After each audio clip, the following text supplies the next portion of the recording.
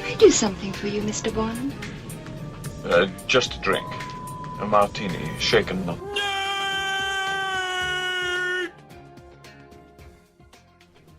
Welcome everybody to episode 6 of Shaken Not Nerd Vehicle Week. Vehicles. I am your co-host Alex Dudi Trim. Thanks, Ian. That much? Yeah. And joined with me as always is the beautiful, people know you're beautiful. Yeah. Ian Huge. You have to keep reminding them because it's audio only. Just picture it. Just picture Ellen DeGeneres, but instead of blonde hair, it's brown. With a Hercules-esque body. No? Meg? Abso cut you could grate cheese? Meg from Hercules? Fuck you. So what's been happening? Fill us in. What's going on, Ian? What's been new in your I'm world? currently drinking a Jack and Coke, but this week we've had some little tweaks to our appearance. Isn't that right, Dutram? You bald-headed eagle. Yeah, we've been going back to the gym and sweating, sweating, and you could see through my hairline, so I just decided to get rid of all my head. He looks like just picture Xenomorph from Alien, and that's basically what he looks like from side on. I didn't tell you what the owner of my gym said as I walked in. I've walked in on last night, and I've gone to scan my tag to come in, and he's just sitting there at the counter eating it, and he's like, "Hey man, what the fuck?" He's like, "You don't get to walk away without telling me what happened to your fucking head." It's fully shaved. It's Bruce Willis bald. If there was a level of baldness, I'd be Die Hard 4. Yeah, 4.0. Yeah. Don't forget the .0. That's what makes us hip and modern. Other than that, I got myself a new collectible figure for the man cave, the Shaken Not Nerd cave, I'm going to call it now. Yeah. You haven't put up any pictures of that yet. No. We should chuck them up. Yes. So I got a Ant-Man. My favourite character, Ant-Man. Little mask pops off and you see his face. The Ant-Man. The Ant-Man. So, yeah, I also want to start showcasing some of our listeners actually have a collection themselves. Some of them are pretty impressive, so I might start showcasing them up on Twitter. It's not a competition, Duty. They're beating me! I must spend more money! I think the fiance's only allowing me to have a couple more and then I'm done. Oh, budget bitch! So I'm like, I'll have a Wolverine and an episode 6 Luke. They don't make an episode 6 Luke, so I'll just keep buying it. So, yeah, I'll find a way around it. I think the secret might be out if she listens to the podcast. Well, it's currently... oh, wait, it's not live. We're not live yet. No, she'll find out. Anything new with you this week or nothing? You've been going to the gym. I've been going to the gym. Once upon a time, I had muscle. Now I don't. I'm back to my sweet 14-year-old body. I think when we did the ice bucket Eric challenge, from that 70s show. Yeah. I think when we did that ice bucket challenge, you had biceps. Yeah, back in the day. When was it? I would say last year or the year before. No, the year Must before. have been the year before. 2014, I would say. Time flies when you're no longer tank. Badoosh. Anyway, we thought we'd give you a word from our sponsors, but seeing as I don't think our emails are working... I assume our emails aren't working because who wouldn't want to sponsor this kind of quality? Quality. You Jack Black? So we decided rather than... we made up our own sponsor. No, this is a totally real sponsor. I believe it's pronounced Gifney. Gifney, yeah. Gifney. So we're gonna stop and here's a word from our sponsor. Coming this winter. Boom boom. Come see the show. People are calling.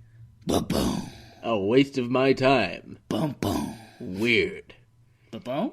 And what parent in their right mind would take their child to see this? Boom boom. It's Gifney on ice.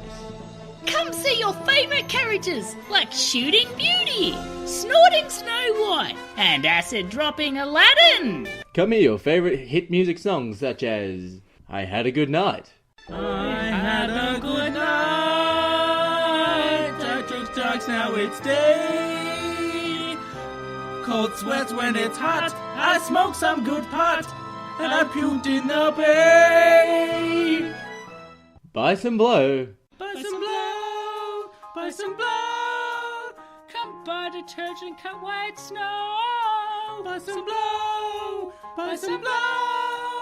Get some bouncing powder in your nose. I sell drugs, 'cause I need the cash. Let the dust blow on. I don't sell to kids that much anyway. And on DMT. On DMT. On DMT. You'll feel much better. You'll talk to a sweater on DMT. And that was a word from our sponsors, Ian. Yes, it's definitely a real one. So with that, thank you to our sponsors. Let's go into the news. Channel 4 News with 5-time Emmy Award-winning anchor, Ron Burgundy. Ian, what's news this week? What's going on? A lot of PS4 news. Ooh. Yes, we've got the unveiling, so to speak, of the PS4 Pro, PS4 Slim, and a little bit of details in terms of the PS4 VR. Okay, so essentially it's just a slim version of the normal console? Essentially, the Slim is replacing the PS4 console that's out at the moment. It's going to eventually replace it altogether. So they've got to phase out. Yeah, exactly, as it does with any other Slim console that gets released every single year. Same shit, different smell. Same shit, just a little bit smaller. Crunchy. And what's the Pro? The Pro, it's, you know what, I don't see this being that positive. I don't think it's going to do that well. So it's like the Xbox Elites that they had like last year or the year before? Yeah. Yeah. I don't, it's just a way to re-hook people into it if they're not hooked into it yet mid-cycle. I think, there's not much, there's no Pro, it's really exactly the same, just slimmer. Okay. So if people wanted to jump on the PS4 bandwagon mid-cycle, they can do that. But the reason that the Slim also probably won't do as well is because of the release of the PS4 Pro. Okay. So the PS4 Pro is, it's probably comparable to the Xbox S. Okay, yeah. But it's probably a bit more than the S in terms of the quality that it's offering. Slightly more, though. It looks almost identical, but it's got much rounder edges. They've gone with a very circular look? Circular. It's still a square, but it's got very rounded corners. Oh, okay, so it sort of looks like it came out DVD player. Yeah. Okay. It looks like something trying to be modern and hip. In terms of that, it's got almost the exact same kind of specs as what the Xbox S has. Yep. It has the 4K resolution, the HDR gaming. But one of the big gripes that people are already complaining about is the fact that it doesn't support 4K Blu-ray discs. And the Xbox does. And the Xbox S will, or does. The 4K, rather. yeah. They're like the black It's very cases strange now. considering, obviously, that PlayStation is Sony, and Sony produce a lot of 3D and 4K Blu-ray discs. They bought out the Blu-ray. Yeah, exactly. Yeah. So it's very strange that they're not supporting 4K Blu-rays. So it will play 4K, but it won't play from disc. It'll only stream 4K. Okay. Obviously to play 4K games, but just not Blu-rays, which is strange to me. I don't know why. And they started popping up in shots now with black cases. They look like a Blu-ray case, but it's black. Well, it's really hard to... I just can't understand why they do it. The Xbox S does that, and it's cheaper. So, Maybe to me, it doesn't... More of a jump in Xbox players. I think, really, with all this news that's been released lately, it just seems like not really... Even if you look at just looks alone, the PlayStation 4 Pro doesn't look as nice as the Xbox S does. The Xbox S has this new sleek white colour. It's got an interesting kind of pattern and design to it that's slightly different. Now it can go vertical. I mean, the PS4 can go vertical as well, but it just doesn't look... It's just black with rounded corners. There's nothing special or interesting about it that makes you go, ooh, that looks pretty. Looks-wise, just as a console, but a lot of people don't care about that. But the Xbox S, I think it looks 10 times better than what the Pro does. Okay. But another part of the PS4 Pro was that they've released forward-compatible gaming. Essentially, that's just their way of saying, from my understanding, is that it's upscaling games. So if you put in a game, but it's only those that are supported by forward compatibility. So you've got Not sure which games are going to be released into that category. I think Deus Ex is one of them. Okay. So say you put Deus Ex in, it's going to upscale it to the 4K higher. Oh, okay. So, yeah. All right. And apparently that's forward compatible, quote unquote, gaming. Okay. But the president expressed that the reason why they've taken this avenue instead of just, here's a new slim model, which they've done that as well, so it really makes no sense to me why they bothered to do both. But the president of PlayStation expressed that the reason why they've decided to do this is to compete with gamers who often move mid-cycle to PC looking for a higher graphical input. Who a lot of gamers do that. They go midway through a gaming cycle, they go, well, I want top-notch and I can only get that on PC. And previously gaming consoles didn't offer a higher, better game console mid-cycle. They only offered slimmer, thinner consoles. Yeah. So that's why we're getting this wave at the moment of Xbox and what Xbox is about to release, I think, next year, the Scorpio. Project Scorpio, yeah. Yeah, Project Scorpio. And then you've got this one as well. So it's actually like upping the actual quality of the gaming itself as compared to just slimming the console down. Will you be buying a new PlayStation? A Slim or a Pro? No. I don't really see that much of a benefit in it at this stage. The only console I'd even consider really upping to would be the Project Scorpio, dependent on price and things like that. If I was going to get one of the two of these three, really, if we're taking the Slim in as well, I'm not, because I just don't see anything at all about it, that positivity. There's nothing wrong with the current one. Yeah, exactly. It's just not worth it unless you didn't have one at all and you couldn't afford to go with the Pro. That's the only reason you'd go with it. But if I was going to go between Pro and the Xbox S, I'd take the Xbox S every single time. I find the interface is a bit better for the Xbox, a little easier to use. It just looks so much nicer console-wise. It does all of these things, and it supports 4K Blu-ray discs, and it's cheaper. I don't see the downside if you're comparing them. Yeah, if you're looking at buying the Pro does have slightly better specs, but you're trading that off for no support of 4K Blu-ray discs, and the console doesn't look better. It just looks rounded corners. It's not that pretty. Okay. And final bit of news in the world of PlayStation. It was a big week for PlayStation. Huge week for PlayStation. The PlayStation VR will launch alongside a special demo disc, which will contain 8 free virtual reality experiences. Okay, cool. Some of which we've got trials for the likes of Drive Club VR, VR Worlds. You've got Battlezone, Valkyrie, Headmaster, Mechanized Combat League. Really, these names don't mean anything to anyone. Super important space wizard in space. But do you remember back in the day with PlayStation 2, they used to have those trial disc kind of things? Like, you used to get PlayStation Magazine and get demo discs. Yeah, exactly. It's essentially that's what it is, but it comes with the VR, so you get to kind of, even if you don't own any VR games, you can test out a few little experiences, which is, I think, a really good idea, because I think it will convince people, hopefully, if the demos that are on there are good quality, that, hey, maybe I should go out and buy a few more games for this VR. Why not? I think the Scorpio gets VR as well when that comes out, so I'll probably wait a little bit rather than get a PlayStation. Yeah, but we haven't really heard anything about what the VR is or anything, really. Could be that Microsoft lens that I've been seeing a little bit of. It could be, but that's not really, from my understanding, it's not really VR. It's like more 3D in your world sort of thing. Yeah, I can't remember the terminology they use for it. Instead of virtual reality, it's altered reality kind of thing. Sorry, forgive me, people. I've forgotten the terminology for it. Another big thing about the VR that I think people are only just realizing, I don't know why they're only just realizing it, but the headset itself isn't wireless. So it's connected to the console? I have no idea. I think it's going to be connected directly to the console because of the power and everything that's required for it.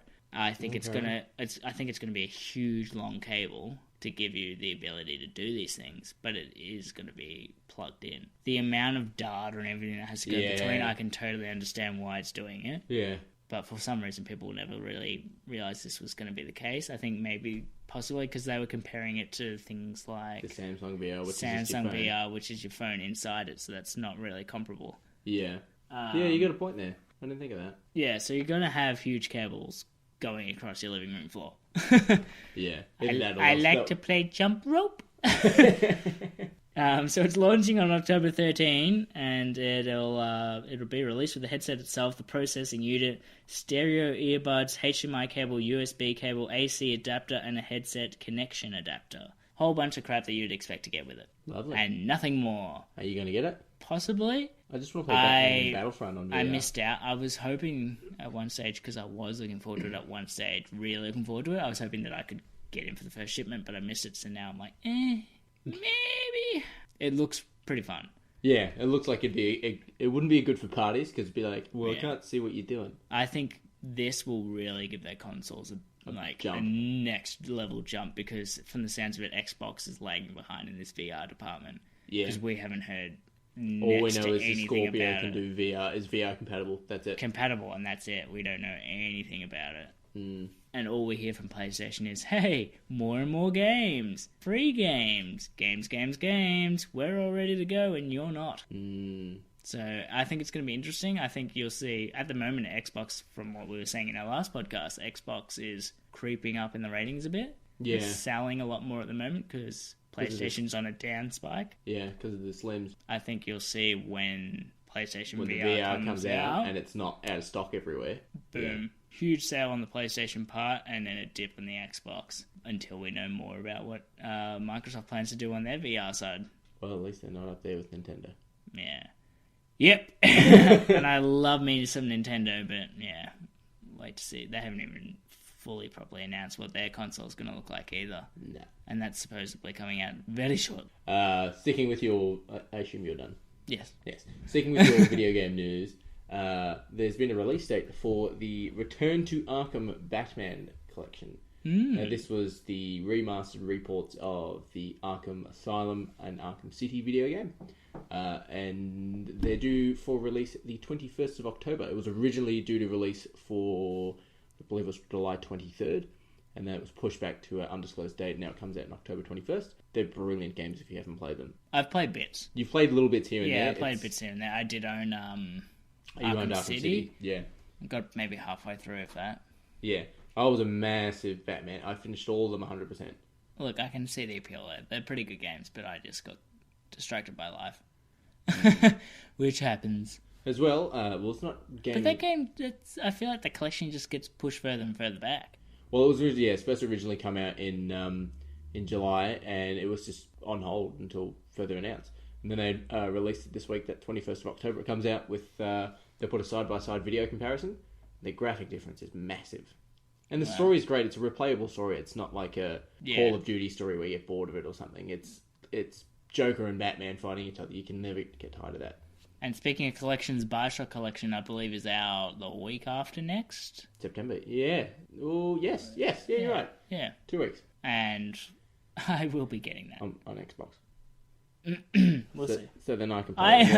I own the other games on Xbox, so and I'm thinking maybe PlayStation. Hey, just be right. If you bought it on Xbox, then when you all finish with it, I can actually play it. Because I never played them. You played one. I made you play it. I didn't finish it, so I can try again. A little bit of movie news. Daniel Craig was recently... It was recently announced, that Daniel Craig was offered $150 million to play Bond 2 more times. Previous to that, back in May, he was offered $100 million. So $150 million, it's pocket money, right? Yeah. They really want him back, I reckon, probably just so they can have their time to confirm someone younger to set it up. It seems like a bide your time kind of thing. I think it's also trying to cash in on how well his latest movies did. They made a lot of money. Including Spectre. I'd like to see a sequel to Spectre. Because I reckon you could have your Batista... Because you don't really see Batista's character die. He gets pushed out of a train. Yeah. So he could be your Jaws. I'd like to see more of the Christoph Waltz's Blofeld. Spoiler alert. Yeah, he doesn't... Yeah. It's been out for a while. Yeah, true. Yeah. But, yeah. If you're a bit slow. And sticking with awesome action kung fu movies, did you know, Ian, they're looking at doing Shanghai Noon sequel with Owen Wilson and Jackie Chan? No way. Yeah, they're looking at doing another one. My God. My God. First in line.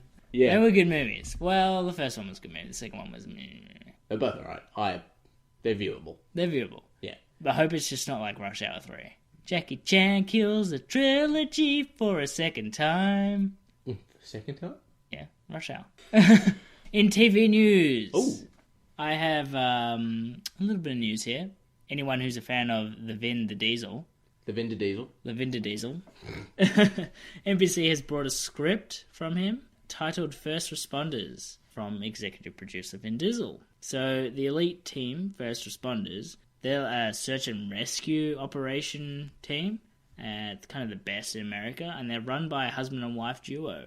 So obviously, I assume Vin Diesel will also be looking to act in this, although you could have a situation like a... I think that could be a problem, having the world's best response team in the US run by a husband and wife, because it's a conflict of interest on their behalf as well. It's a real team in real life. Yeah, is it really run in real life by a husband and wife? Yeah. Really? That's what I believe. It's based off real life. I can understand a real life like response team sort of thing, but like the best in the nation. I believe it's run by a husband and wife. Jeez. So I don't know. Either way, apparently it's very action sequence heavy, so it's going to be an actiony TV series, but with some dramatic kind of elements based, because he apparently is traumatized war veteran. So I don't know what to expect from that show, but I didn't even know Vin Diesel could be involved in projects. Television. He's just a movie guy. Yeah. Speaking of television news, did you know that there is a Superman prequel TV show in the works called Krypton? It's going to be 2 or 3 generations before the explosion of Krypton. And so we're looking at events on Krypton. Yeah, essentially events on Krypton. And they've got their first, I believe their first actress for the show, Georgina Campbell, will be playing Lita Zod, who is, of course, ancestor to General Zod. And I believe she will have a love interest with the ancestor of Jor-El. Interesting. So that's kind of cool. So, yeah, obviously it's trying to set up that relationship between the two families. Yeah. So I think that's going to be cool. I'm just really concerned on how they're going to make Krypton look. Like, is it going to look like an Arrow set? Or is it going to look like how it did in Man of Steel with, like, sort of the spires and the water and the weird sort of costumes and stuff? Yeah, I don't know. I don't know how they're going to... Especially if it's a TV series, the budget's a lot lower. And when you're setting something on another world, you better deliver, because the visuals need to be very different to Earth. And that costs a lot of dosh. So speaking of, we spoke of it earlier, the company Hot Toys released their figures for new movies and all that jazz. They revealed this week the 1/6 Death Trooper from Rogue One. Did you happen to see any form of photos? I did not. No. So a Death Trooper is actually a fair amount taller than a normal Stormtrooper, and they are strapped to the fucking hilt with weapons. Really? Grenades, large rifles. I believe they have rifle pistols. Do they have that little Men in Black little, what do they call that? The cricket? Noisy cricket? Pew! But they've got like weird, the end of their helmets is like green. They look like speakery. They look really weird, but they're also actually quite taller compared to a normal Stormtrooper. So I reckon these guys will be sort of like your boomers from Gears of War. Like they'll be the huge So we haven't guys. seen these guys in the film universe yet? No. They're all completely... These Death Troopers are new. They're expected to be in Rogue One, or...? Yeah, they're Rogue One. Yeah, you've seen them in the trailers for Rogue One. Have I? Or they're in the black Stormtroopers. Okay. And they tower over standard Stormtroopers. Like, they did a size comparison, and yeah, I'd say they're me to you size, but a Stormtrooper is a normal size. So they're people, they're just I think they're tall? We don't know. They could be robots. They could be. I'm just wondering how they're all One tall. of them could be Hayden Christensen. One of them could be Daniel Craig under there. There was I don't know if you saw this. They showed the look of Ghost Rider for Marvel's Agents of S.H.I.E.L.D. But it's not. Sorry, it's not Johnny Blaze. I believe it's. I forgot his name. Ronnie Reyes or something. I'm not joking. My God. Yeah. But I believe Who instead reads these comics? I believe instead of riding a bike, he drives a car and he like mutates the car as he goes. And his costume's kind of cool. So it's not like your leather biker jacket with As long as it's Nick Cage, I'm a slightly happier man. as long as it is Nick Cage. Not Nick Cage. Also come out this week, Stan Lee has openly said he's happy to cameo in a DC film. If DC approach him to cameo, he will say yes. Wow. He has spoken out about, he doesn't dislike DC and there are comics that he likes. And if you've got him on Facebook and Twitter and stuff, anytime DC put up a trailer for a film, a new book coming out, whatever it is, Stan Lee will share it and say, doesn't this actually look kind of cool? Yeah. I like how Stan Lee's one of those people, like, he is Marvel Comics, and he's like, I like both. Yeah, I think it's perfectly fine to do that. Yeah. You're going for the same audience. Why try and tear them in half? Yeah, that's what I find people like. Are you Marvel or DC? You can only choose one. I'm both. Yeah. We're all adults here. As well. I don't know how you would have liked this. Suicide Squad, we've given our opinions on it. Yeah. But did you know that Scott Eastwood's character apparently was originally going to be played by Shia LaBeouf? Shia LaBeouf. Yeah. So he was going to be in it. He was going to be a bit of more of a character, and they had to rewrite him and write him out, and then they just changed it to Scott So for Eastwood. those who don't know, Scott Eastwood's character was which one? It was no one. I don't even think his character had a name. He died setting off a bomb. Followed I them can't even around. remember him in the He film. looked like a young Clint Eastwood. Couldn't even picture him. Ooh, I think I showed these photos to you this week as well. Shocker was on the set of SpiderMan. I showed you photos of Shocker in the comic books, and he looks like a fishnet Yes. hooker.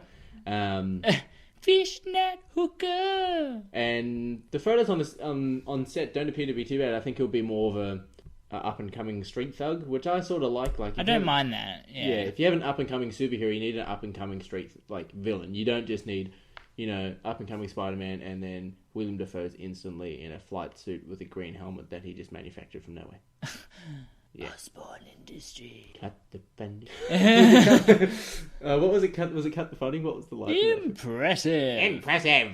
And if you watch the film in Blu-ray, because if I remember watching it on DVD, you couldn't see his mouth. Yeah. And when you put it on Blu-ray, you could see his mouth. You could see his mouth moving in it. Yeah. Cool Fucking Doc Ock. That scene scared the shit out of me as a kid. Oh, That yeah. operation scene. When she's got her nails clawing through the... Yeah, something like that. Don't touch your sides. Oh no, his arms are alive. I believe it was the 24th birthday this week of Batman the Animated Series. Oh, really?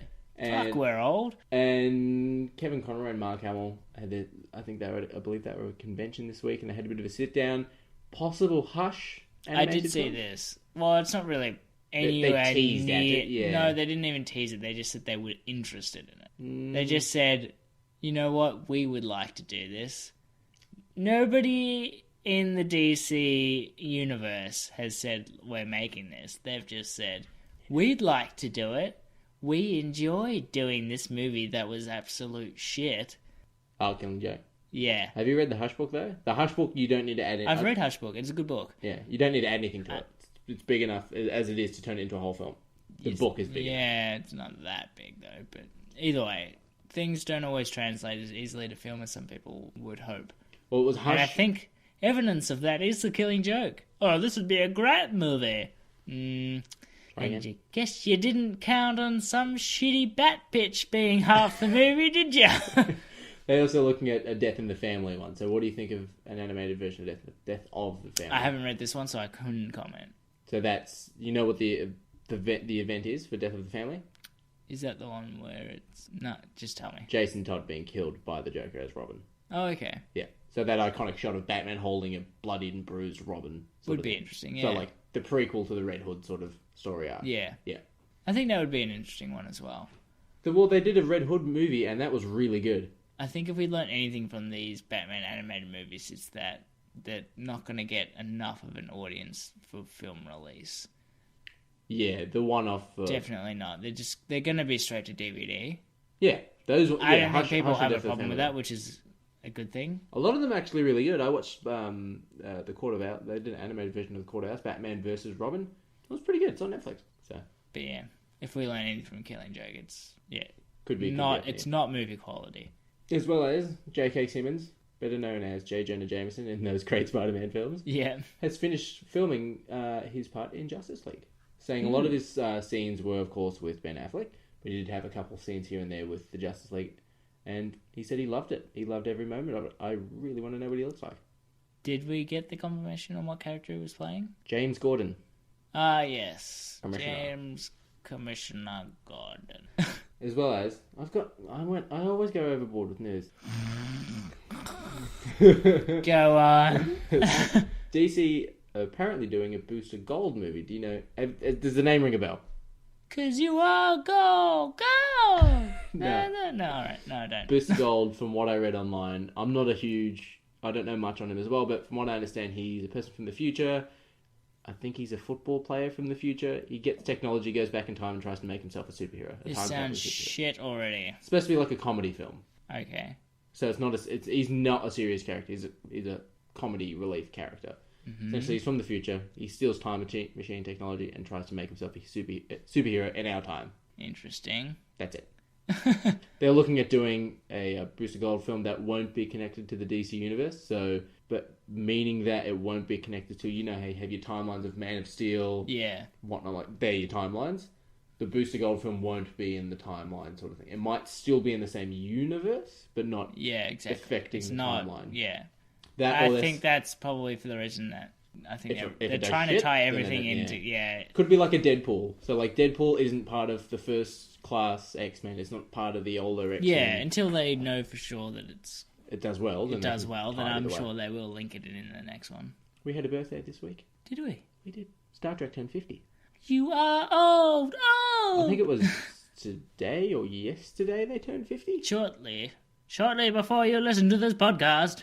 Yes. Stargate Captain's Log. Stargate Captain's Log. It's not Stargate. Stargate. It's not Stargate. We're not idiots. No. Much. Yeah, I said that last week. Stargate Captain's Log. Doctor Strange runtime was revealed as 130 minutes. That's just over 2 hours. Yeah. So I reckon it's about fine. right. Yeah, I reckon it'll be 10 minutes of I'm trying to post-credit relate scenes. it to Batman Begins because I have a feeling it's going to be a similar kind of baseline storyline for that one. Is it because he's in the mountains training? Yeah, something like that. He has a beard. You done? Yeah, I'm done. Last bit of news. Alfred, help me! I'm on fire. I'm on the rooftop of some building. That makes sense. Bats scare you, not bats. Bats. Bathtubs.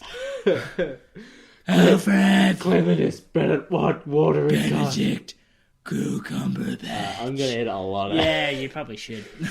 Confirmed, last bit of news, Joe Manganiello is confirmed as Deathstroke. There you go. Told you. That's what you wanted. Yeah, I reckon it'll be alright. And someone pointed this out to me online. Can't wait to see Joe Manganiello. Yeah. Manganiello? Orangello? Yeah. Yeah. Yep, Donatello. So, the first Spider-Man film had J.K. Simmons, Joe Manganiello, William Dafoe, all now in the DC universe, but they were all in the first Spider-Man film. So J.K. Simmons They're all now in the DC universe. The DC movie universe, yeah. Okay. So Joe Manganiello was Flash Thompson, the guy who picked on Peter Parker and he had the little fist fight in the corridor and stuff. Bullshit, that's him. That's him. But he looks so young. That came out in 2000. I'm not old. J. Jonah Jameson is J.K. Simmons. William Dafoe is the Green Goblin, and I believe he is I think he's the not Flash. J.K. Simmons. He's Commissioner Gordon. Yeah, he's J. Jonah Jameson. Yeah, but he's not anymore. Now he's Commissioner Gordon. And William Dafoe was the Green Goblin. I believe he is the Flash's dad, if I'm not mistaken. Oh, really? I could be wrong. He's either the Flash or he's either related to the Flash or Aquaman. But Dutram, you're never wrong. Yeah.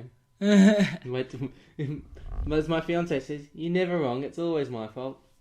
It is. That's all the news for this week. From this, we're going to go on into our quiz, but we're not going to be doing shots this week. Ian's found a great little nifty frickin' tool. Oh, yes. We'll be getting electrocuted. Ba ba ba. We're going to be hooking ourselves up to a car battery, and the theme of this week's Vehicle Week. Let's get that rolling. Ready? Go. You put this in your coffee. A spoon. Your hands. Your face. It's white. Paper. Snow. A ghost. It's heavier than milk. A rock. A dog. The earth. So, this week's theme is Vehicle Week, if we haven't said it already. Have we?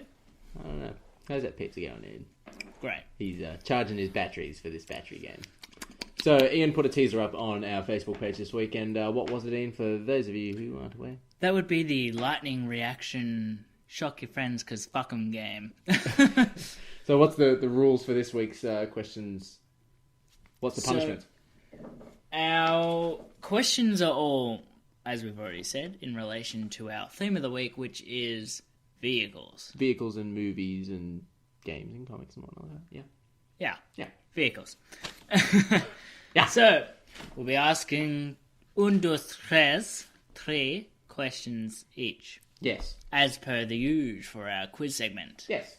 However, should you get the first question wrong, you'll be getting one shock. Okay. Should you get the second question question wrong, you will get 2 shocks. Okay. The third question, 3 shocks. 3 shocks. Okay, yeah, fair enough. It's fine. The loser of the quiz, the settings on the shock game will be changed from normal to extreme. We're gonna rock down to Electric Avenue, and then we'll take it higher. If you want some kind of a measurement to that, normal is 1 shock, and extreme is 3 shocks. Now, can you find on that thing where it says this thing was made? No. It does, however, say, warning, this product is not a toy.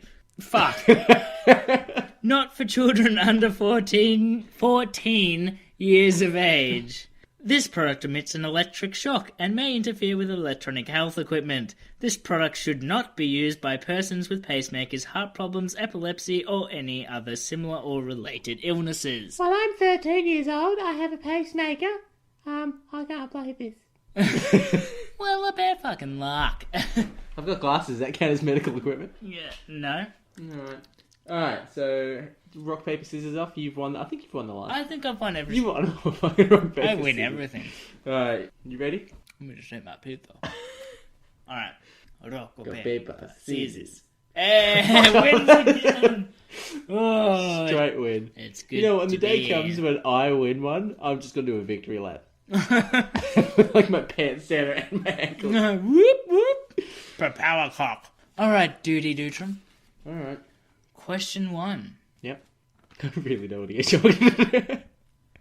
In the film Bullet, Yes. with the famous car chase sequence, Yes. what are the 2 types of cars that were used? Can I look at my notes? Because we wrote it down for this week. No. One's a Mustang. Mm-hmm. Do I need to give you the year with the Mustang? No. I'll take that. And what was the other type of car? Can I have a hint if it was like a sport? No. Thanks. It is a similar type of car. So, Shelby Cobra? Incorrect. The correct answer, the 2 cars that we used were actually 4 cars, but 2 brands of cars. So 2 Mustangs and 2 Dodge Chargers. Oh, wow. Oh, and I know the Dodge Charger. Alright, give me the handle. I'll do me shock. You prick. I'm so happy. Is it on normal mode? Yes. Fuck you, man. And make sure it's on normal mode. So normally, alright.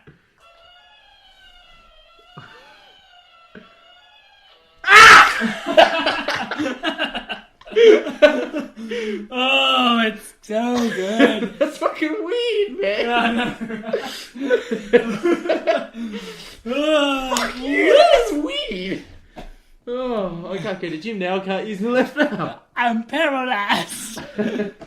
Oh, you ready for your turn? No. Oh no. Alright. What's that one? I've got 3 questions. I'm going to go with the easiest one first. Alright. That's the nice way to do it. Yeah. Ian, I told you I was going to use this question the next week. Did you? Yes. I might have edited it out. But what is the name of the X-Men's jet? I know this. Oh shit. Do I get a clue? No. Fair enough.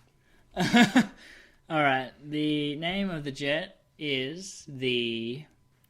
I'll give you a bit of time. Starts with A, I want to say. I'm seeing a vowel. Nope. Alright, I'm gonna go with Achilles. Blackbird. Close, started with a B. Turn your shit on and do your little handy shock thing. I'm scared. I've already done this before and I'm scared. I've never done it before. son of a bitch. It shocks you, even, like, not shock, obviously it shocks you. Oh, I'm gonna film this and put it up for our Twitter or something. Yeah, slow-mo. On the extreme Yeah, one. the extreme. Alright. Fuck. Question 2. Alright, so far it's a draw. We're both terrible losers. Fucking hate you for this, man.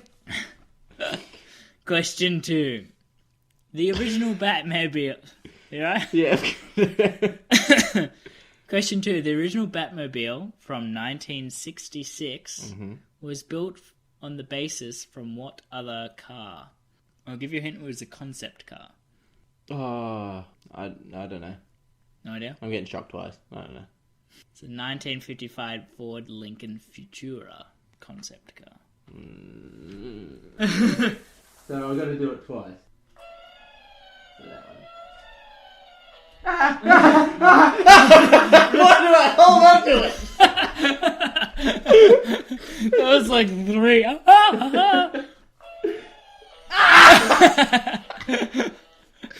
Fucking get the shit away from me. This game is the devil! I held on to it while I was screaming. Oh, it's great. Oh, fuck you. Alright, it's my turn. Oh, no. Ian. Fuck my hand, man. Yeah. Question number 2. Yeah. What was the first car James Bond drove? The first car that he drove ever, you're talking in the film world? The first, in the film world. In the film world. The first, so, Dr. No. There's your hint, it's in Dr. No. A Ford? I'm wrong already, aren't I? Come on. A Chrysler. A Sunbeam Alpine. Fuck off. A Sunbeam? Yeah. Oh, it's James Bond. Come on. Oh, he Shock should be... yourself twice. He should hang himself. Do it twice. This is not a good week. Electric. Go on. Just push the button. It's still got tingles. Alright, do it again. Do it again. Fuck off. Fucking cunt. It makes me so mad. Question 3. Signing question. I really hope I get one. I need to win. I need to tie with you again. Okay, so I'm looking at my question now and I'm thinking it's a bit too hard because it's asking for a bit too specific of a number. So I'm going to It's narrow going to be a it. freaking license plate number, isn't No, it? I'm going to narrow it down for you then. Alright, question 3. Final Okay. question. What was the total number of cars that were wrecked in the movie The Blues Brothers? So I'll narrow this down for you. Was it A, 100 to 110? Was it B, 90 to 100? Was it C, 110 to 120? Or D, over 120? I'm going to go with B. You've locked in B? Yeah. So it is 90 to 100, is it? Is that 90 B? to 100? Yeah. Unfortunately, that is incorrect. The correct answer, which was a world record at the time, was 103 cars that were wrecked during that filming. Kick the cardboard. 103 cars there, You Roach. said that at work during the week, 1 week as well. Just put it on the floor and then fucking knock it. I don't even hear it.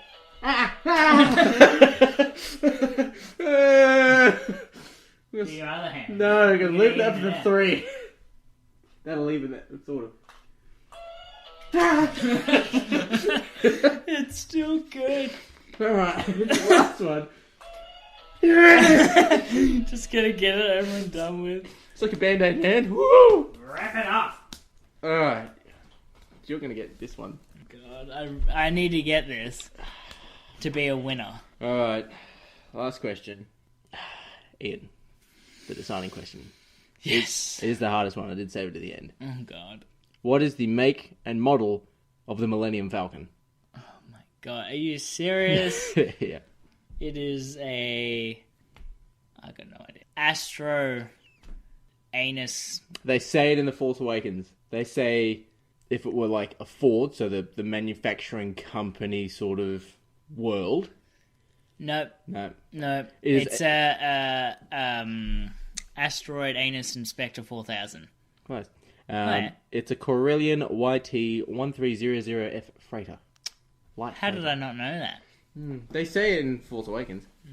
On a Corellian freighter. Look at all the fucks I give, not a single one. So, go do the 3. Go on, 3 times. Say it again. I fucking hate this.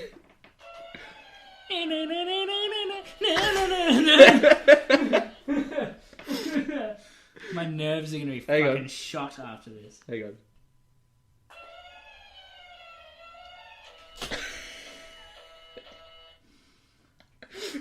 You've just gone. Alright. We're going to go on to the ultimate shock now, so. Alright, so because we've both lost, there needs to be a tiebreaker. Yeah. This game that we're basically just using for its shock function at the moment, Yeah. is actually a game which challenge you and your competitors in terms of who has the quickest reaction speed. Oh, why don't we have a reserve question? So what we're going to do is we're going to play this actual game and see who has the fastest reaction. The setting for this will be on extreme. Alright. You're going to hear some One of scream- us will be electric shocked on extreme. Alright. Oh god, I'm scared. Look up.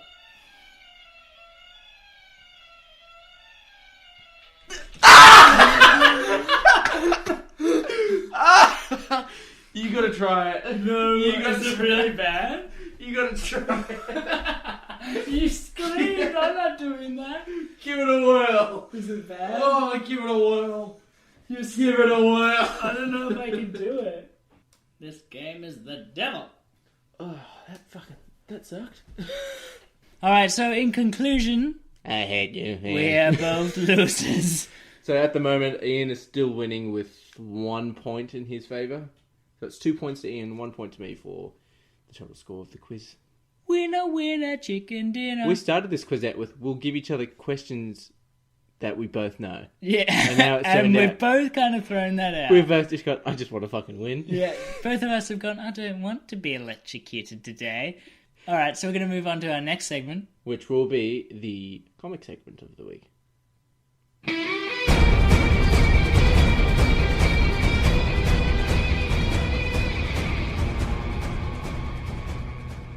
So Ian, this week, as per every week, or at least the majority of weeks, we're going to do this week's comic segment. Brought to you by me, the beautiful, the bald. The bold and the beautiful. Nah, nah, nah. I don't know the theme song. No, for it. clearly, you just went nah nah nah. You just Oh, play they're beautiful. you just replace T's with twos. So this week I'm going to go and give them away. My 3 favourite vehicles in comic books or modes of transportation. Duty's top 3 comic book vehicles. I feel a tingling sensation up the back of my head from that Your shock. feathers, your nervous system shutting down. I'm going to go through my top 3 of my comic book picks.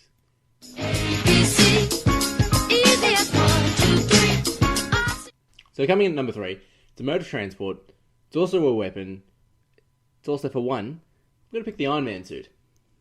Interesting. So- Interesting choice. Some would say it's not a vehicle. Some would say it's not a vehicle, but it is used as a mode of transport, which He would does. He classify flies it around in it. as a form of vehicle. Or form of transportation. I think it's a fucking vehicle of some form. It's a vehicle that can fight back. It's a vehicle, and just take my word for it. Oh, I'm right, guys. Just take my word for it. The man has no hair. Yes, thanks. I picked the Iron Man suit. Alright, Shane won. Shane Warne? Shane Oh, wow.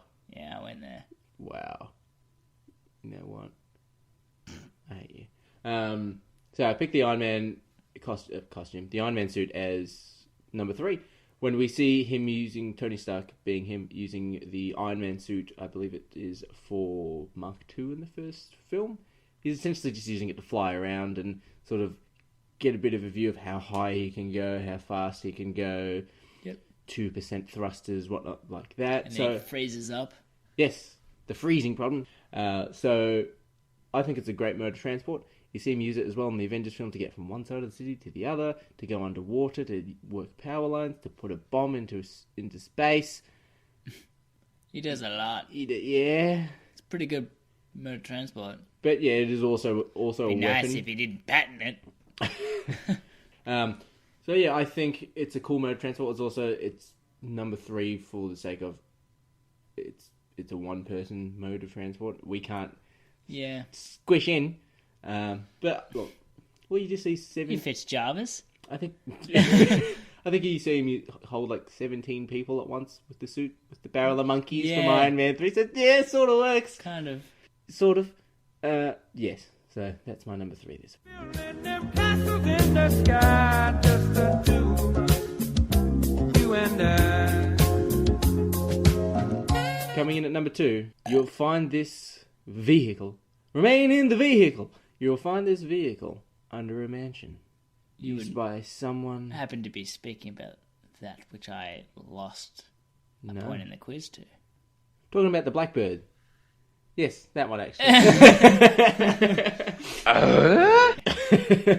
So I'm talking about the Blackbird, the X-Men's mode of transportation, their jet. It's in all the X-Men films. From memory, I can't think of a film where it's not. I think it is in all of them, yeah. Beast just keeps cranking them out. Look, it's very high-paced technology. It can fit essentially the entire X-Men crew within the ship. Hidden under Turns invisible. It's hidden under the basketball court, if I'm not mistaken, at the Xavier School for the Gifted Youngsters. Yeah. I think it's fucking awesome. It's stealth technology, and I believe before it could turn invisible, I think they just used storm to create clouds around it. Oh, okay. Which I think they used it in the first X-Men film, and then in the did second one they use like tornadoes and stuff like that to throw off bombs when they've got like heat signals and all that sort of stuff. And they've got the costumes on board if you ever need to get changed in a It's giffy. got cool little half-egg chairs with little seatbelts.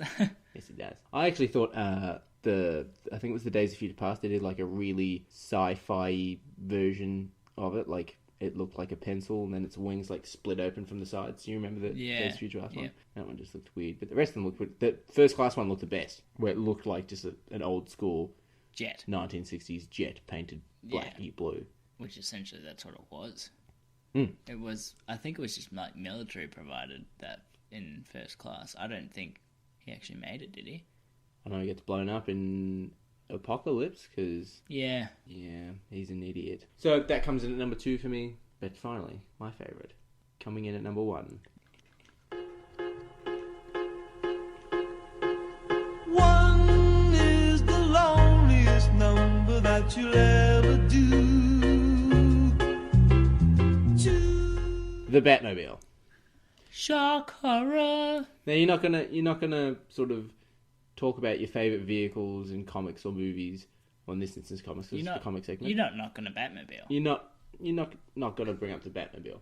So the original 1989 Batmobile, the movie original. Yeah, don't even. That's not even original. Okay, well, the 1989 Batmobile. I did my checking my little facts on it.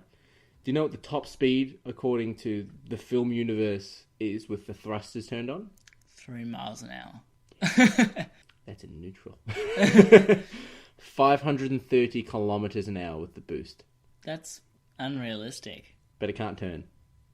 True. It needs grappling hooks to turn. True, it can't turn. So, the Batmobile, full of gadgets, it's armor plated, it's got a boost. We've seen it in the Batman Arkham Knight video game, turning into a tank. By pulling the left trigger, it converts itself into a tank. Does everything. Batmobile has changed so many times and adapted in so many different ways. Well, that brings me to my point. Everyone has their favourite Batmobile. I'm going to assume yours is the Tumbler, which is the Nolan Batmobile, out of all of the Batmobiles. Yeah, you'd be correct. Even out of, like, say, animated Batmobiles? Or... Yeah, to be honest, a lot of the designs, just the way they look in a lot of the other Batmobiles, you don't like the long fronts? I don't like the long, weird look to them. Okay. I like the way that the avenue they took in the Christopher Nolan series, where it was just a beefy tank of a car. I think the top speed of the Tumbler was about 230, 240 kilometres an hour. Which is pretty fast when you realise that it's essentially an armoured tank. Yeah.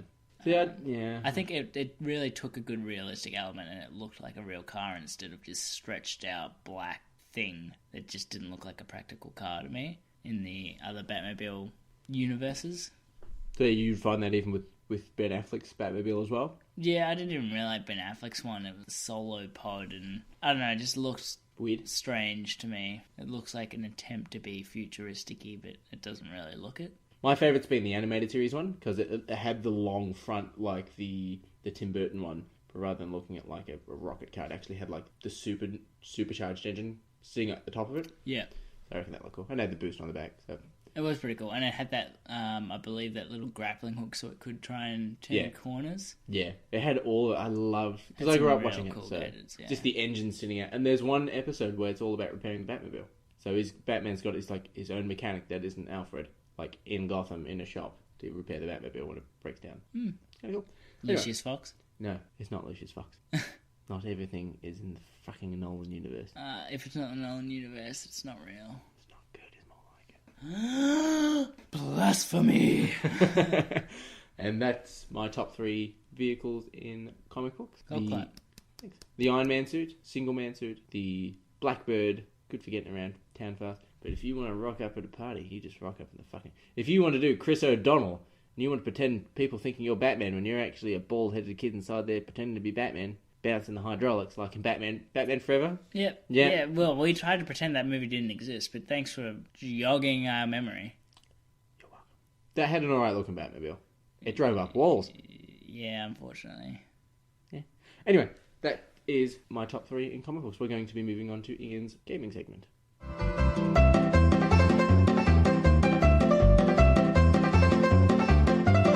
Alright, so we're in gaming segment, keeping with our theme of vehicles. This week's theme, the theme of this week. So we're going to jump straight into my top 3 vehicles in video games.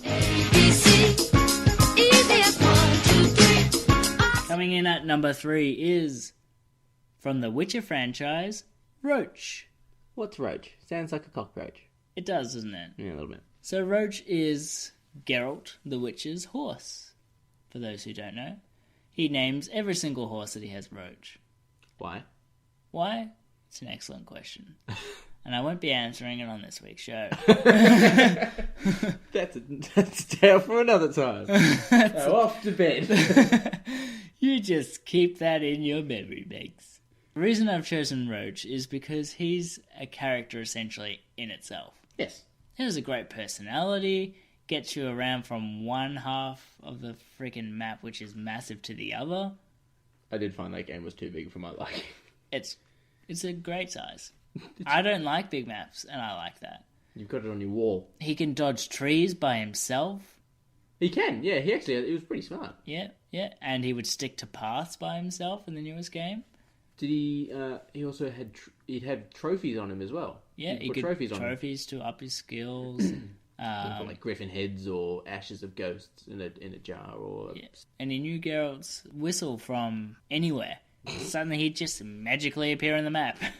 If you left Roach in the town, you caught a boat, went to the tallest mountain, and you whistled, he'd be there. He'd be there. He's like glitching on the side of the map, waiting for you to somewhat arrive. He's like a good bro, just waiting for that whistle. Yeah. Yeah, it's alright, man. You whistle. I'll come. But he's not only from the Witcher gaming franchise, he's also from the Witcher books and graphic novels. Yeah. Oh, okay. So if you've read some of the graphic novels, he also appears in these. Very briefly, obviously. But it just adds to the fact that Roach isn't just a mode of transport. Yeah. Not just a horse. He has this connection with these horses that he gives them this name, and they may all be the same name, but he has a connection with them. Okay. Yeah. Whether he uses his witchery powers or not, I'm not sure. His witchery powers. Witchery. Isn't witchery. You be a witch. Uri. Okay, come Alright, moving on to number 2. In the sky, just the two, you and I. Coming in at the second spot, many people's favourite, Warthog from the Halo franchise. Yeah, that was a good one. It's always fun pulling on the power slide. Yep, and I think this is a lot of people's favourite vehicle in video games. So describe the vehicle for those who haven't seen it or know what it looks like. So essentially it looks very much like a military vehicle, and it's kind of changed slightly as the graphics of the Halo franchise has been more and more updated. Mm-hmm. It used to look, from memory, just like a green square box of a tank on wheels, but as the graphics of Halo franchise has gone on, we've got a lot more detail of what this vehicle really looks like. So is it? So it's gone from a green blobby tank to just a green tank. It's a 2-seater at the front, and then it'll either have a minigun on the back, a rocket launcher on the back, a railgun on the back, or it can just fit normal passengers on the back. And I think one of the other reasons why this vehicle's really gained so much popularity in the gaming universe is because not only is it available in the campaign, the story version of this game, it's also available in the multiplayer. Yeah. You can ride along with a friend in the back seat and mow down every other cunt on the field. Did you know, if you played the Halo Master Chief Collection or Halo 5 on your Xbox One, and you play Forza Motorsport 3, you actually get the Warthog as a vehicle to use for the off-road races. And apparently it's fucking powerful. So I'm going to get Forza 3 just to play with the Warthog. Just to kill people. No, it doesn't come with the guns on the back. Well, it's not really a Warthog then, is it? It's just a green tank blobby thing. But, moving on to our number one. One is the loneliest number that you'll ever do. Coming in at number one, I've chosen the Mario Kart. Ooh, nice. I haven't narrowed it down to one specific kart, but the reason being is because they're all very similar. The iconic Mario Kart. The wide frame, sort of. Yeah, wide frame. It's got like go-kart wheels. It's a go-kart. It's a go-kart. It's red if it's Mario. It's green if it's Luigi. Or Yoshi. What colour was Toad's? Yep. Partner's going to kill you. So, some might be asking why? Why have you chosen this over the Warthog, Ian? And the answers go a little something like this. Mario is better. No, the real reason why I've gone with this is because the Mario Kart itself has a lot more abilities and maneuverabilities, and it's adapted a lot since its original introduction. It's got a bit of variety of weapons and drivers. Yes. As you pick up a question mark box, all of a sudden you can do a whole bunch of things to piss off everybody else that's playing. Something that the Warthog can't do. Shoot lightning. Another thing it can't do, kill the person in first place with a blue shell when they're about to cross the finish line. How to fuck your friendships 101. So another thing is that it's adapted so much since its original introduction in the Mario Kart franchise. So when it was originally adapted, it looked horrible, let's be honest. You couldn't even tell whether the track was about to turn or not. But the vehicle itself, speaking of blobs, it was a wireframe. It was just blocks. With a red cap sitting there. Yeah, it wasn't great. But in the newest, on the Nintendo Wii Mario Kart franchise, we suddenly have the ability to go anti-grav. Suddenly we can go upside down, loop-de-loops, and our wheels, our kart, automatically detects that we're no longer on stable ground, we're now invisible, and it has this anti-grav wheel, where the wheels turn side on. With a little propeller. Yeah, it turns like blue, bright blue with a little propeller, and suddenly you're hovering along upside down on your kart. It's got the wheels from the DeLorean from Back to the Future 2, that's and they the go best sideways. way. I think that's the best way to describe it, and it's probably what they've ripped it off from. Yeah, that's great. Mario Kart is still how to piss your friends off 101. Yeah. And then you get to 201, which is Mario Party. Yeah. Apparently Nintendo's all for friendships and ruining them. Have some friends over. Lose them. Step 1, make friends. Step 2, lose friends. So, that just about wraps up our game segment this week. Wraps up our games. It's not Shark Week. I missed the pirate accent. Oh, so do I. Maybe we should do Pirate Week again. Maybe we should just do Pirate We Week. should do Pirate Week. Yeah. We'll save it for another time. Anyway, yes, that wraps up your game segment. So now, we have gathered the top 10 most requested vehicles, and we're going to organise them to have a wee bit of a race. See who'd be the best. In this segment, we call vehicles all mashed up in a race. Wacky races. Wacky races. Wacky races. Wacky. Wacky races. Wacky races. That's it. Wacky In this segment we now call Wacky Races.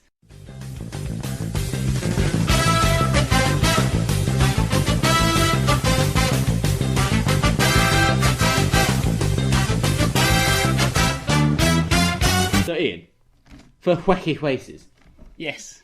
Fuck, I love saying that. We have 10 vehicles. I've shown them to you. Yes. So we're going to go through them for our audience. We have the 1989 Batmobile, Yes. requested by Denny on Facebook. Not the original. Not the original. The film original.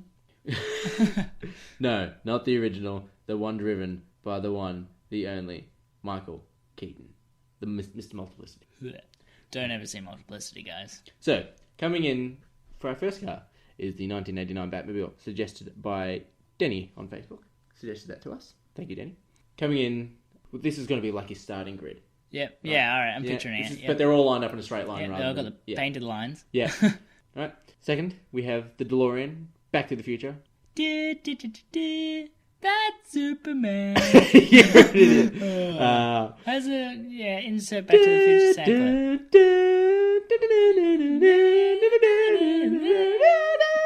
Yeah, so on. Yeah, should probably try and download these. Yeah, probably not. I'm going to keep that. That was also suggested by Denny. He went. He was the first person to suggest a couple of cars. Coming in, third place, the original, the classic DB5, James Bond. The Aston Martin. The Aston Goldfinger. That was suggested by Kirill on Facebook. Great decision. Mm. I'm not going to say it's my pick, but it's definitely my pick. It's definitely on there. We have the Death Proof / General Lee, the Dodge Charger, suggested by Mark and Haley. So, same car. Just if you want an orange car. Look, we put them in together. Yeah, I don't think the colour of the paint is going to really make a difference. Yes, no. We have the Bullet Mustang. Fuck you for your question. Suggested In again racing by green, in case you do like the colours. 1969 Mini Cooper, In Italian red. job style. Because red's the fastest colour. Thanks to Mark. We have Knight Rider, Kit. Yes. Thanks to Richard. The Mad Max Interceptor. Thanks to John. Oh, yeah. The James Bond Lotus, Esprit. Thanks to Spike the Puns podcast on Twitter. A good pick. Yes. Definitely going to be interesting in this wacky Oasis. And we have the flying car from Harry Potter, the blue Ford. Is it a Ford? Yes. Yeah, it's a Ford. If it is the Ford, it's a Ford now. It's now a Ford. But we thought, what would happen if you put all these great iconic vehicles from films, you got them to do a couple of races. So I thought, let's put them all up in a drag race. Who'd win? So I did all the speeds. We've done our calculations. We've done our calculations. Thanks, Google. Our Google calculations. I'll go. What's that off? Batman. Yes. Who do you think would win this one? Coming in at first at a drag race. I'm going to say Batmobile because, as we discussed earlier, that thing go real fast. I can tell you the one thing that's not going to come first. It's the DeLorean, because it's going to hit 85 miles per hour and fucking disappear. I foresee, if it's speed and there's no contact allowed, I see Knight Rider coming first, because apparently Really? his top speed is 675 kilometers an hour with a boost. Wow. Go David Hasselhoff. Maybe they, didn't put him in because that guy weighs a ton. So in a straight In a straight race, line, no contact. straight line speed test, Yeah. our winner out of those options There's Knight Rider. is Knight Rider, the Kit Kat. Yes. Coming in second with the Batmobile. It's a sad day for Batman fans. For once he doesn't win something. Batman's real pissed. And coming in at number third would be actually the DB5. Shit, really? And that car is not young. No. But I pulled up the specs of its super improved engine. Yes, it would come in third. Wow. Unlike my DB5 from Forza when I got it going. Yeah, 600 that thing would Ks. win. Yeah, that would win. Okay, so then we thought, alright, so a drag's a drag. What about a circuit race, a standard circuit race like, let's say the Melbourne Formula 1 lap. We've both been there. We've seen what it looks like. Got twist. It's got a lot. It's got turns. It's got a long straight though. Does have a long straight. So who do you think would win? I think Mad Max would just crash. We won't be able to turn the first corner. Mad Max would just go, huh? Mad Max is, again, good straight line and through kind of odd obstacles like sand and things like that. Yeah. I don't envision it being that great in this kind of a race. Okay. Who am I thinking? I'm still thinking the DeLorean's going to disappear on the straight. Yeah. It'll be approaching the line. Poof, gone. Coming in at first. Oh, shit. Yeah, he's gone. Yeah. Suddenly he's back in time. I'm picturing, in first place, probably not being Batman again. No, unfortunately. because Batman needs to use grappling hooks to turn his car when he's going fast. Yeah, and there's There's nothing nothing to grab on. at the Melbourne Grand Yeah, Prix. he's got nothing. He's grabbed a watcher. He's going to have to slow down and take 3 minutes per corner. Same thing with probably Knight Rider if he's going that fast. Probably Knight Rider as well.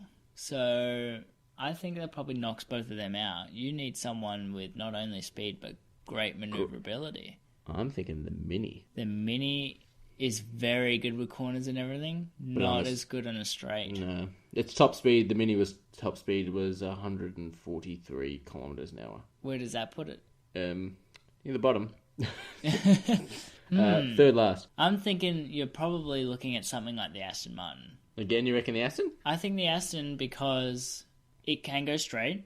Yep. But it also needs to slow down a lot to turn. It does need to slow down it needs a lot wide to turn, turns. but it's not going to have to slow down. It's also Bond driving it at the wheel. So he can Bond take driving at out the wheel. He can take out the Mini. If we know He's got anything- oil slicks. Yeah, he could slick around a corner. Yeah. You could actually be right with the DB5. I think with the DB5. If All not right, yeah. DB5, then maybe If the it's got Mini. all of its gadgets, yeah. Yeah. And if it's driven by Bond, what Driven Bond? by Bond, he would tear those corners. What Bond? Oh, it's got to be Sean. Mr. Connery. Oh, yes. All right, so who do you reckon will come in second then? In second place, I think you might end up with something like Kit Kat, Okay. All right. depending on how well it handles its corners. If not, you might be right with the Mini. You know, I'm actually going to say it's going to come in second. The Harry Potter car. It doesn't need to touch the ground. So we can just do the lap. True, but what's the top speed on that car? 118. That's on the ground. That's the standard ground. The higher you go, the faster you go. Not necessarily. Well, you're going to travel further in the higher, are you going to move more distance? Yeah, I guess. But, I reckon the Bond will come first, but I reckon Harry Potter, they don't need to worry about slowing down for corners. They can just go like that and move out of the way. And it's, mind you, it's driven by Ron. So it's not going to win because it's driven by Ron. They smashed into a tree. Yeah, good point. He's going to smash into Eureka. Yeah. All of a sudden it was about to come down that straight. Good one, Ron. You spastic. You crashed it. Yeah, I reckon then it could be the DB5, the Mini, followed by probably the Bullet Mustang. The Bullet Mustang, passively, yeah. Because I don't see the General Lee. Generally, turning a corner. Again's not really a cornering car. No, it's going to deliberately jump over something just so it can have its moment. Yeah. Or crash into someone if it's driven by Kurt Russell and Death Proof. Yep. Alright, cool. Second last race, Rally. You said this yourself before. You reckon Mad Max would win this one because it's off-road? The other thing, it's not just off-road. Mm-hmm. They also have very tight cornering in rallies. Yes. And for that reason, the Mini was a rallying car. It was a rally championship for multiple years in a row. Many years. Still is. It's a great car for rallying. So you reckon However, the Mini driven by Michael Caine against Mad Max's Mel Gibson? However, okay. What really slows you down in a rally race, Dutram? Would it be the traps, the corners, or all the above? Be the person in the passenger seat going, upcoming turn. Yeah. One, Batman's not going to let anyone tell him what to do. How would it feel to just fly over them? You reckon Harry Potter? I'm thinking Harry Potter. Rallies have trees. Most rally tracks have trees. They flew over the majority of the trees. Alright, so the way I envision this race, Harry Potter's forward, or Ron Weasley's forward, gonna start flying over the top of everything. It's gonna be killing it. And then, again, you're gonna have the same issue. Ron, that ginger freak, is driving the car and he crashes it. Alright. So in all these races, what have we learned? It's a great car, that flying Harry Potter car. Oh no, the camouflage But is Ron broken. can't drive for shit. What about the Bond Lotus? Sorry, yeah, we didn't even mention that. The James Bond Lotus. Yeah, it's not going to do well. No. It's driven by Roger Moore. Yeah, it's not going to He's going to see a hot person on the side of the road and stop. Have a chat. Have a chat. Alright, so you reckon Harry Potter followed by the Mini? I don't think Harry Potter's actually going to come first. I think it should come first, but Ron will crash it. Okay, so the Mini driven by Michael Caine, because it's the Italian job Mini? Yep, I'm locking in the Mini. Alright, Michael Caine. Michael Caine to come in first. Alright, I'll give you that. I reckon, I don't see the Aston Martin doing very well off-road, so yeah, I'll give you that. Now, we have some honourable mentions before we go into our final race. Richard suggested these two bikes who would win in a because I believe he's a bit of a bike fan. The Hell Cycle, which is Ghost Rider's bike, versus the Lawmaster, which is Judge Dredd's bike. Now, that Sylvester Stallone Judge Dredd's bike, the one that can fly. Who would win in a race in general? No circuits or drags or whatnot like that. I reckon Ghost Rider. I think you have to go with Ghost Rider. Ghost Rider's the bike. power of the devil! Yeah, I think Ghost Rider won that pretty hands down then. Plus, he can pretty much go over anything. We also had Space Race. who would win, and I did my very best to look this up online in relation to non-existent mathematics. The Great Space Race. Ryan suggested the Millennium Falcon, the beloved Millennium Falcon, and Jordan suggested the Starship Enterprise of who would win. So I went online and took a look to who would win between the nearest star. It was an online website I saw. The Millennium Falcon kicks the shit out of the Enterprise when it comes to speed. Yeah. Well, I guess it is from a universe far, far away. Yeah.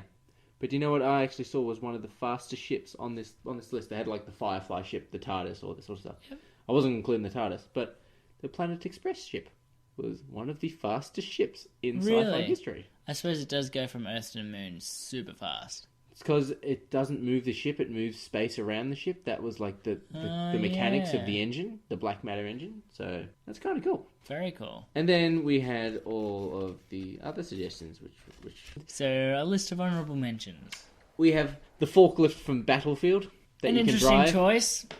Crap vehicle, but interesting choice. We had the Austin Powers little people movie that he gets stuck in the corridor, suggested by Jordan. How to do a U-turn. Now, this isn't a vehicle, but I don't know. I'm putting it on the list, but it was creative. I'll give you that. The Super Mario Brothers film. Oh, God. The mattress that goes through the ice pipe. The quote, unquote, flying mattress.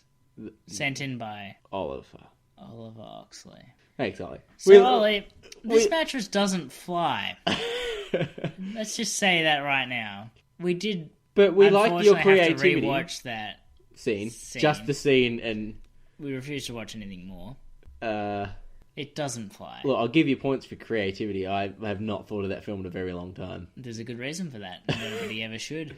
We had the truck from the Steven Spielberg film Duel. We have Greased Lightning.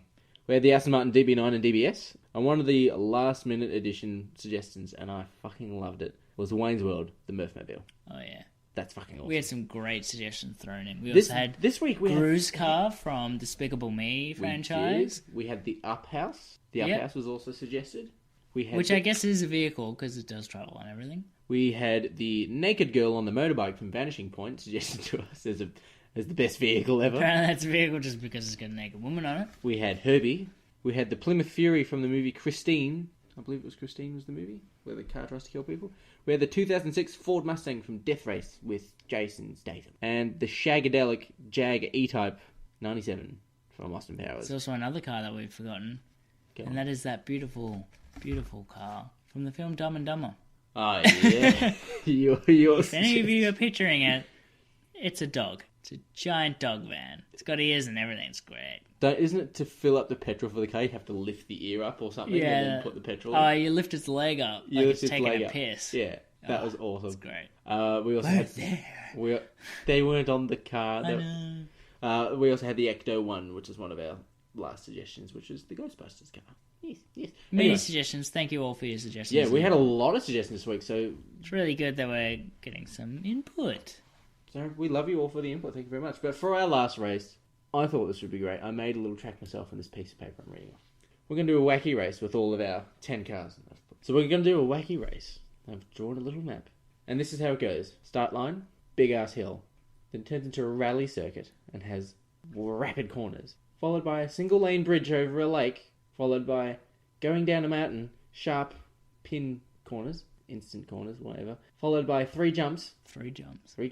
Then, can't remember what the squiggly line means, but a big-ass mountain, going up a mountain, coming down the mountain, so a downhill finish. Does that make sense? A downhill finish. So, so you've got more of a gravity on your side for the finish. Interesting. So, going back to our Batmobile, the DB5, the Lotus Esprit, who do you think would win a wacky race? So the bridge over the lake is a single lane. Got to remember that as well. As well as who would be coming first in that race when it gets up to that point. All right. So starting off the race, the very first obstacle they have to deal with uphill is an uphill challenge. Yeah. Which car do you think is going to take the lead at this point? For uphill, I foresee, and if they're driven by their celebrity counterparts, I foresee Mad Max. That's uphill.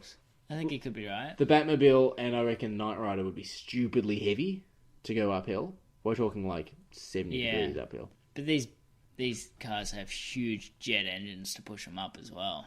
So I think the Batmobile and Knight Rider would struggle a lot in that instance going up, just because I reckon they're stupidly heavy. Look, I see the DeLorean buggering off again. I don't think it's going to get that fast going up a hill, that vertical. Yeah, I reckon it would disappear. This would be an instance where it would come down the finish and disappear. Yeah. Because it would have gravity. But yeah, I think essentially the one that would pull away would be Mad Max Interceptor or maybe even the Bullet Mustang. Could do. We'd probably have some car experts going, no. But Yeah. Look. Or maybe even the Bond Lotus. It's driven by I Sean can't Connery. see a car from the 70s, 60s, 70s? 70s, 80s.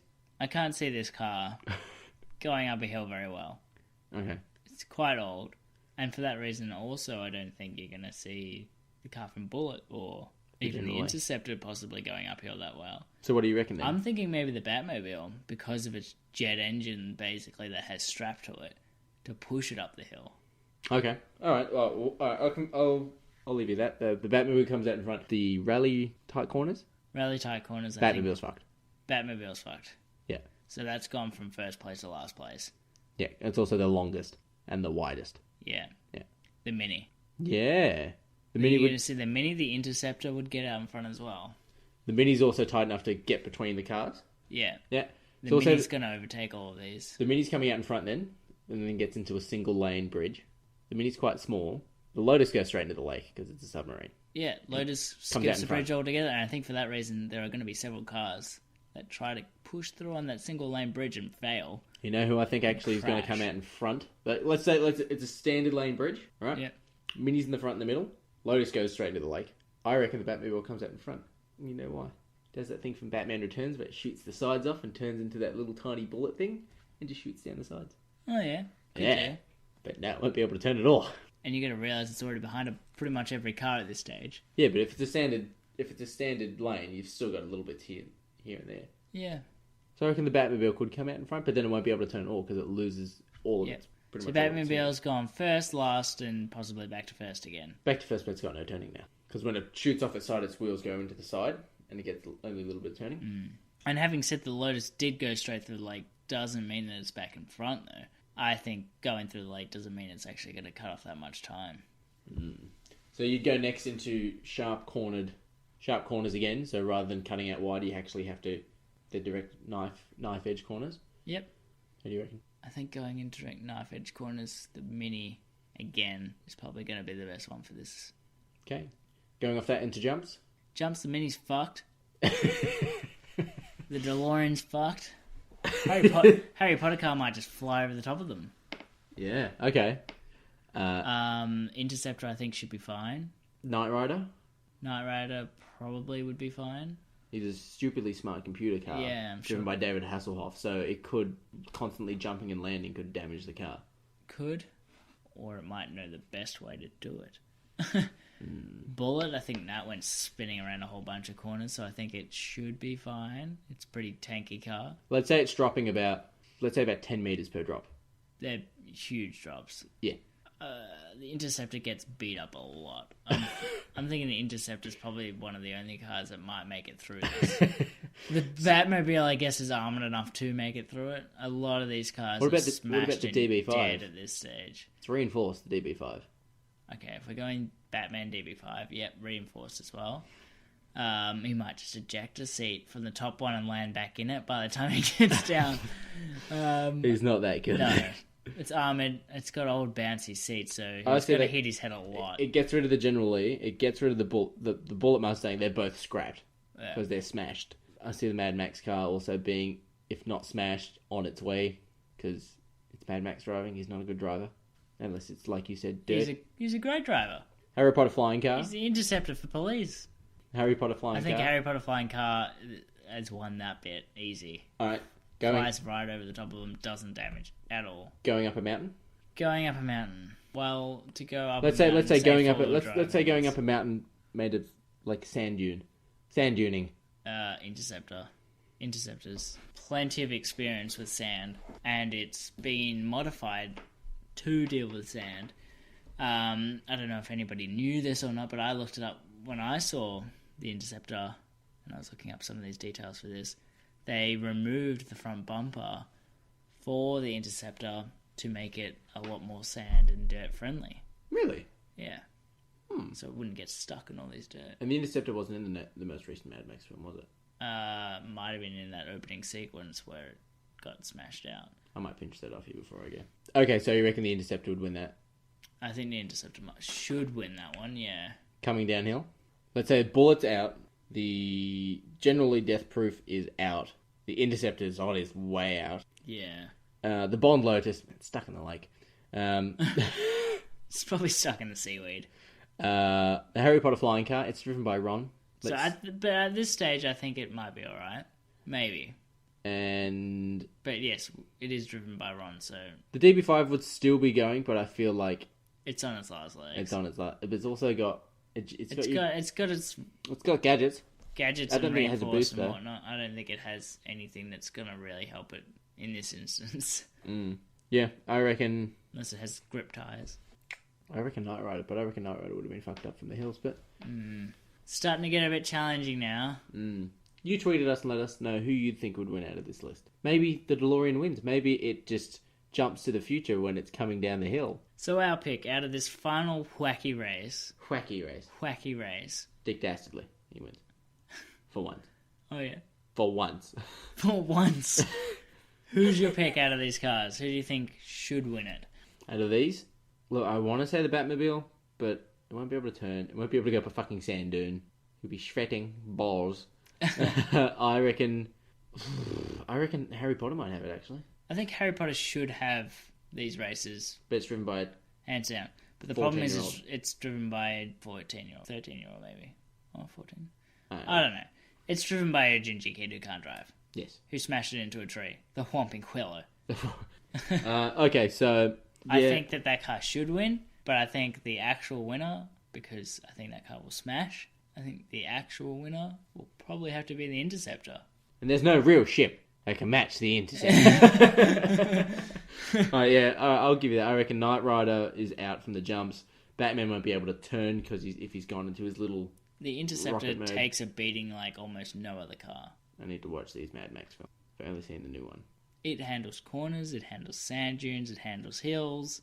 But is Mad Max a good driver? He was the best for chasing down people as a police interceptor. Hence the Interceptor. Right. And Michael Caine, he'd have a bit of fun. Look, the Mini I think would hold up very admirably. Except for the jumps. But jumps, straights, things like that, it's not going to do as well. But cornering like a boss. Alright, so the Lotus is in the lake. Knight Rider's out from the jumps, because they're fairly decent drops. Batmobile can't turn. Nothing can really go up the sand dunes besides the Interceptor. And maybe Harry Potter. Because the Mini's not going to go up hills. As well as it's going to be out from jumps. Yeah. As well as the Charger and the Bullet Mustang. Go on. I think the Interceptor, my pick, I think the Interceptor would win this race. Alright, we'll give this one to Mad Max. Yeah, I reckon so. Yep. Maybe I should... Jury decided. Maybe I should have just made it the Back to the Future car from the second film. Just gets up and flies. Oh, yeah. It just would have fucking won, but still would have hit the speed limit and fucking teleport anyway. Yeah. But so let us know on the Twitter, on the Facebook, on the social media. We'll put a photo up of the cars of this list, if clearly you might not be able to remember. Let us know who you think would win. Or would Mad Max lose? I don't reckon he's a good driver, even though I haven't seen his films. Just Mel Gibson. Yeah, I'm not a big Mel Gibson fan. Tom Hardy, I'm not a big Tom Hardy fan either. No. Anyway, that has been Vehicle Week. We hope you enjoyed it. Thanks for tuning in again. We'd like to thank all listeners. Our sponsors this week. Yes, our sponsors, Giffney. They're great. Giffney nice bunch of guys. They bought us dinner. They're definitely real. But that's it this week for Vehicle Week. Don't forget to hit us up as always. We're on the Facebook. We're on the Facebook on Shaken Not Nerd. We're on the Twitter on Shaken Not Nerd, all one word. We're on the Instagrams, and I don't think there's anything else. Yeah, chuck us a like, chuck us a share. If you want us to talk about pie, one person wants us to talk about pie. Yeah, we might have to Pie Week. We might have to do a Pie Week. His best friends are talking pie. But thanks again, everyone, for listening. Great as always. That just about wraps up episode 6. Vehicle Week. You really ought to get back to Pyro. That just about wraps up. Wraps up. We might do Pyro Week, but not before Pie Week. That just about wraps up episode 6. Vehicle Week. Vehicle Week. We'll be back. Same bat time, same bat channel. Yeah, come on, man. Don't give me 1966 fucking Batmobile quotes and not know that. Alright, guys. Thanks for joining us again. Thanks, guys. We will see you next week. Bye. Bye. His best friends are talking pie.